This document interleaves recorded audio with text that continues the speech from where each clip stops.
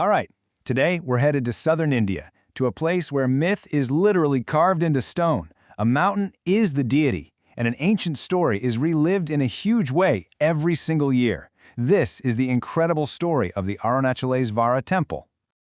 So let me just start by asking you this. What if a mountain wasn't just the home of a god, but the god itself? For the people who worship at this temple, that's not some poetic metaphor. Nope, it's the reality that explains absolutely everything.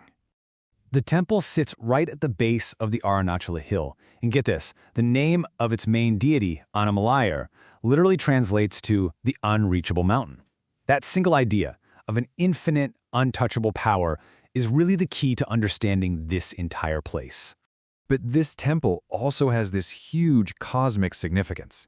You see, in the Hindu tradition of Shaivism, it's one of 5 super sacred sites, and each one represents a classical element.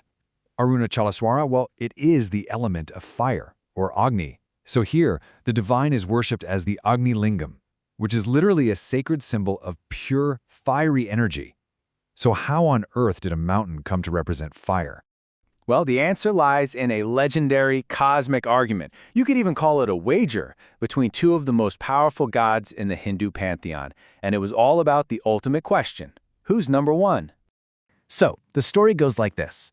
Brahma, the creator, and Vishnu, the preserver, were in this heated debate about who was more powerful. To settle it, the god Shiva suddenly manifested as this colossal, endless pillar of fire. I mean, it stretched beyond the heavens and deep below the earth. He then laid down a challenge. Find either end of me, and you'll be considered supreme. So Vishnu took the form of a boar and started digging down to find the base, while Brahma became a swan and soared up to find the peak. And here's where the story's big moral comes into play. On one side, you've got Vishnu.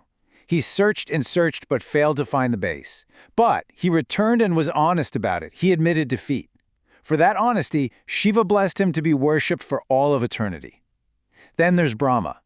He also failed, but he chose to lie, even getting a flower to back up his story that he'd reached the top. For that deceit, Shiva laid down a curse, declaring he would no longer be worshipped on earth. And that original pillar of fire? Well, that's believed to be the Arunachala hill itself. Now, a powerful myth like that was way more than just a story. It became a huge inspiration. For centuries, the most powerful empires in Indian history poured their wealth and devotion into honoring this sacred place, building what became a truly magnificent temple. You know, the temple we see today wasn't built all at once. It grew over hundreds of years, like a layer cake of history. The very first stone structures were laid down by the great Chola dynasty way back in the 9th century. Then the powerful Vijayanagara Empire came along and expanded it dramatically. And finally, the Nayak rulers completed the massive main tower in the 16th century. It's a living history book carved right into the stone. And the scale of that devotion is just staggering. The entire complex covers a massive 10 hectares. The main gateway tower rises 66 meters high. That's basically a 20-story building made of solid faith. And inside, just one of the halls holds 1,000 intricately carved pillars, a literal forest of stone. But it's so important to understand that this isn't some ancient ruin sitting behind a velvet rope. Not at all. This is a vibrant, living, breathing center of faith, where that foundational myth is made real every single day. So how exactly is that faith expressed today? Well, it's all about constant ritual. The temple absolutely thrums with energy, guided by these ancient practices performed daily for millions and millions of devotees. The spiritual life of this temple runs like absolute clockwork. From way before dawn until late at night, 6 distinct rituals are performed every single day. The worship here just never stops. It's all about keeping that divine presence constantly active. But nothing, and I mean nothing, brings that origin myth to life quite like the temple's main festival. This is where we get to see the story of that pillar of fire made real, right before our eyes. Every year, the Karthigai Deepam festival directly commemorates Shiva's appearance as that infinite column of light.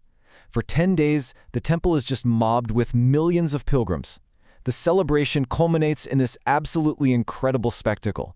A massive cauldron filled with ghee is lit on the very top of the Arunachala hill, creating a giant flame that can be seen for miles around, a direct living symbol of that cosmic challenge. The devotion here is also profoundly physical. During the full moon, and especially during the festival, hundreds of thousands of pilgrims perform what's called Girivalam, It's a 14-kilometer walk all the way around the base of the holy hill, and it's done entirely barefoot as a moving prayer of both penance and reverence. So, in the end, the Arunachalesvara Temple isn't just a collection of ancient towers. It's one of those rare places where a myth, a mountain, and the faith of millions truly converge into one. It's living proof of the enduring power of a story, which leaves us with a final question to think about. How do ancient myths continue to shape the physical world and the spiritual lives that we lead today?